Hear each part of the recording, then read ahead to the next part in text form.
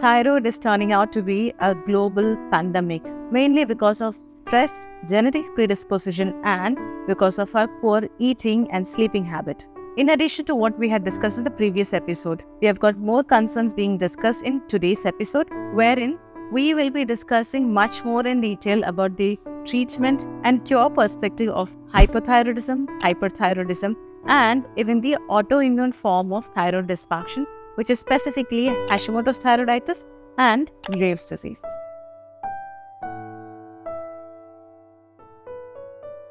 To begin with, the most commonly asked question, is hypothyroidism curable? It is a yes and no. Yes, if you undergo a proper detailed Ayurvedic therapy, about which I'll be discussing in detail later, and no, if you do not undergo the required dietary lifestyle modification and do not take up the medication on time. Is Hashimoto's thyroiditis and hypothyroidism the same?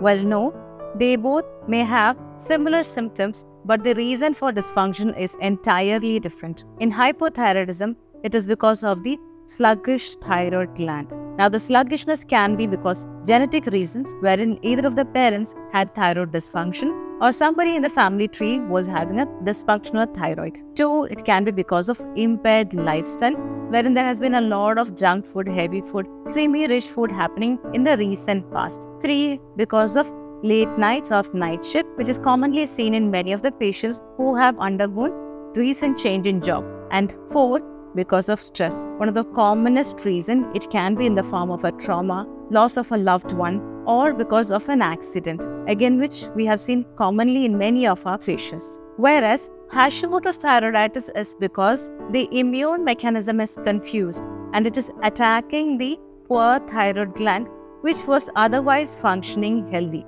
Now, though there are varied reasons for the same, the commonest one is long-standing stress or trauma, wherein the immune mechanism is going off board from the regular functioning. Does the liver get affected once there is thyroid dysfunction? Well, yes, and that is because in thyroid dysfunction, one of the major changes that happens in the body is sluggishness of metabolism. And the metabolism, specifically of that of the gut, is determined by the liver enzymes. So when the thyroid becomes sluggish, the liver also becomes sluggish, because of which there is excess fat deposit, and this also deposits in the liver, giving you fatty liver.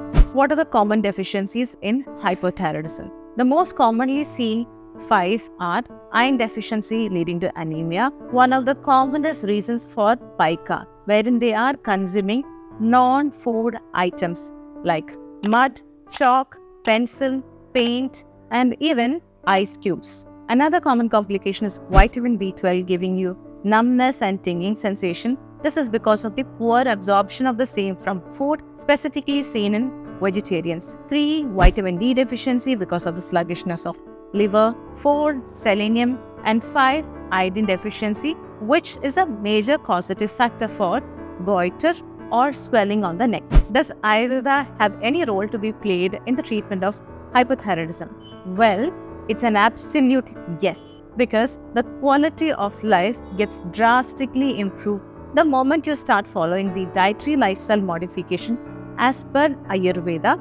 And 2, along with that, if you can consume adaptogenic herbs, specific herbs for your metabolism and something to support your thyroid gland, you are saved. Now, if you have access to Panchakarma therapy under an experienced Ayurvedic doctor, this can change your dynamics completely. Can there be a relapse in hypothyroidism? Now, there are 2 conditions. 1, if you have been consuming the synthetic thyroid pill, then in that case, if you have withdrawn it because your values have become normal, then in that case, it is going to relapse because you have not really corrected the pathology within. But when treated Ayurvedically, if you have consumed the right amount of herb, maintained a good dietary lifestyle, then in that case, chances of relapse after the treatment are less. Now, it becomes nil if you can undergo Panchakarma therapy, provided you do not go back to your old lifestyle and food habit. Is hyperthyroidism curable? Like hypothyroidism, even hyperthyroidism is curable. The only difference is that when hypo takes a little lesser time, hyper usually takes minimum 3 to 6 months to start responding. But the change in symptoms, the quality of life starts improving within 3 to 6 weeks period. This normal TSH mean you have a healthy thyroid. Well, technically yes, but interestingly we have come across a lot of patients who have been experiencing similar complaints as that of thyroid dysfunction despite of having the TSH within the limits. Then in that case, if the modern medicine is unable to help you and they are not willing to give you medicines, I would request you to start opting for alternative therapies. Say for example Ayurveda. Ayurveda will be able to help you in improving your quality of symptoms as well as quality of life. That is because we rely more on what the body has got to say at the physical, mental and cognitive plane, and thereby we help in correcting your metabolism and thereby your symptoms also gets relieved.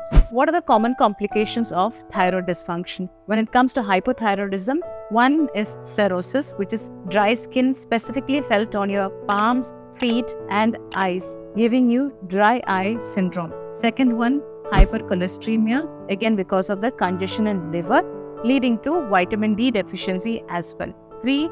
This vitamin D deficiency leads to joint pain, giving you early osteoarthritis. 4. Insomnia or changes in sleep behavior. And 5. Alopecia or major hair fall.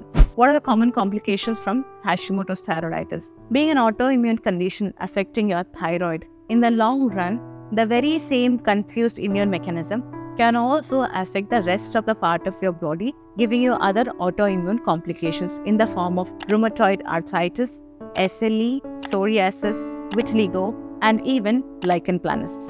What makes Graves' disease the most notorious amongst all the other thyroid dysfunction? Well, that is because being an autoimmune condition, it comes with Vata and Pitta imbalance. And because of the same, while we try to manage the ama or inflammation from autoimmune condition, is also Vata and Pitta complications to be managed, which is like the double-ended candle which has been lit. And this makes it tougher to be treated. But that does not mean that it cannot be treated or cured. About Graves' disease, we will be discussing in detail in the upcoming episodes. If you wish to know more about your thyroid dysfunction, you can let me know in the comments.